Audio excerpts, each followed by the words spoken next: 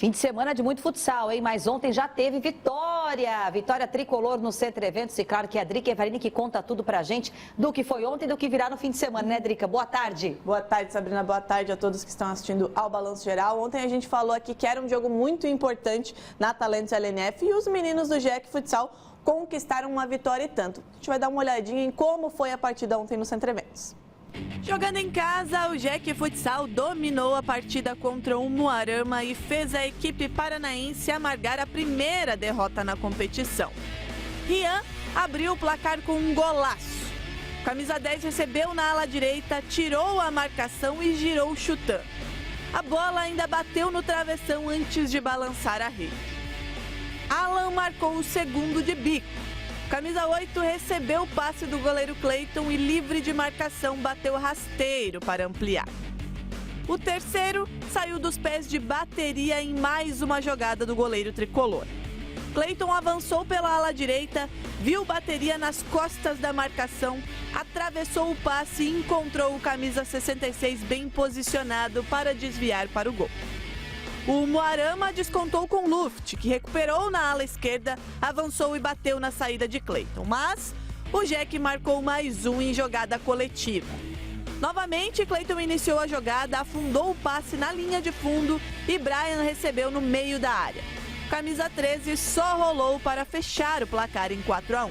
O tricolor chegou a 10 pontos e manteve a vice-liderança do Grupo F. Vitória no Sub-20 e, enquanto isso, o time principal tem um desafio e tanto fora de casa. Depois de vencer o clássico no fim de semana, o tricolor enfrenta o Praia Clube amanhã, às 6 horas da tarde, em Uberlândia. Já que divide a liderança aí com o Sorocaba, que joga hoje contra o Carlos Barbosa. E por isso tem a missão aí de quebrar uma invencibilidade lá do Praia, jogando diante do seu torcedor. Invicto em casa, o Praia é o 5º colocado, tem um jogo a menos e tem a melhor defesa da competição. Já o tricolor está na briga pela ponta da tabela e quer a 11ª vitória consecutiva.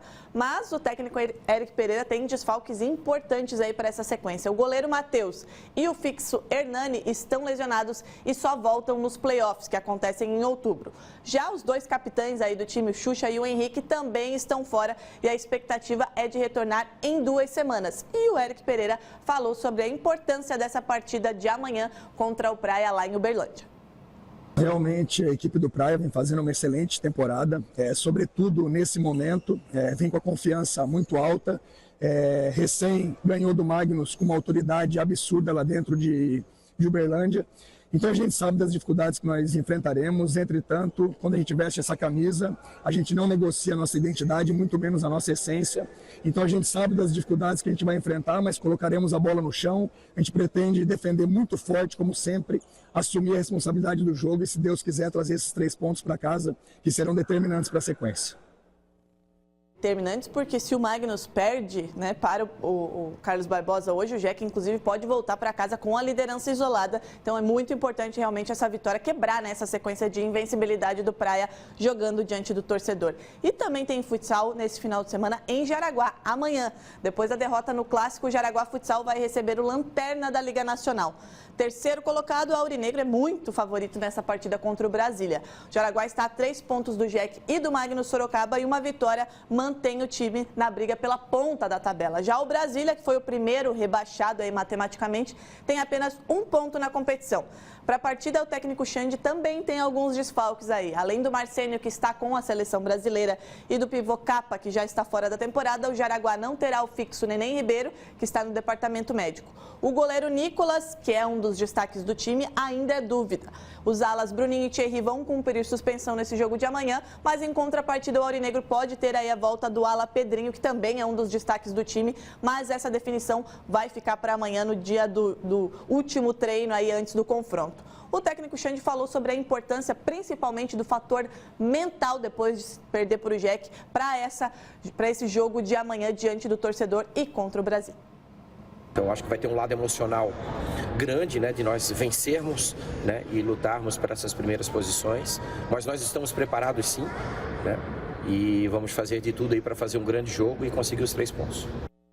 É um jogo que o Jaraguá é muito favorito, deve vencer e vencer com tranquilidade, mas precisa desse fator mental aí para esses últimos 2 jogos e também para os playoffs, como falou o Xande. E ainda na quadra, nesse fim de semana, acontece a segunda etapa do Campeonato Catarinense de Vôlei, que a gente vai conhecer aí os semifinalistas depois dessa etapa. O Joinville venceu os 2 jogos aqui em Joinville e agora joga em Blumenau. Fim de semana tem a segunda etapa do Campeonato Catarinense de Vôlei. Depois de sediar a primeira etapa no Centro Eventos Carl Hansen, o Joinville Vôlei viaja até Blumenau para mais 2 jogos. Atual campeão, o time comandado pelo técnico Rubinho lidera o estadual com 2 vitórias por 3-0 sobre Lages e Pissarras. Agora, a equipe terá Chapecó e Blumenau pela frente.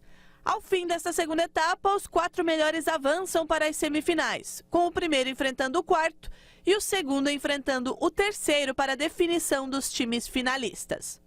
Os jogos neste fim de semana acontecem no ginásio Galegão. Confira a tabela. No sábado são 4 jogos. Às 10 da manhã, Chapecó e Pissarras entram em quadra. Pissarras volta a jogar às 3 da tarde, quando enfrenta Lages. Às 5 é a vez do Joinville Vôlei encarar Chapecó. E os donos da casa fecham o dia enfrentando Lages às 7 da noite. No domingo, a reedição da final do ano passado. Às 4 da tarde, Blumenau e Joinville fecham a primeira fase do estadual. Fecham a primeira fase e a expectativa para a final também nesse ano, né? Então, no domingo, aí à tarde, à noitezinha, já vamos conhecer os semifinalistas desse campeonato catarinense de vôlei nessa segunda etapa que acontece lá no Galegão.